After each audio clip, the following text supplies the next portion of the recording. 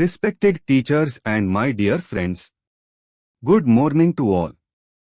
Today we are celebrating World Meditation Day, a reminder to care for our mental and emotional well-being. In our busy and stressful lives, meditation helps us slow down and find inner peace. Meditation is a simple practice of focusing the mind and breathing calmly.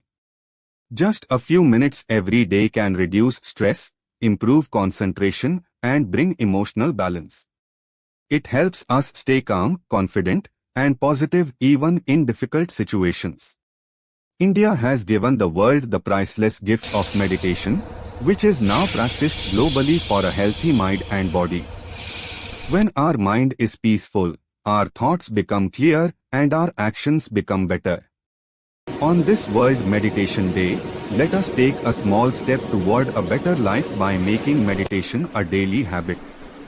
A peaceful mind creates a peaceful world. Thank you.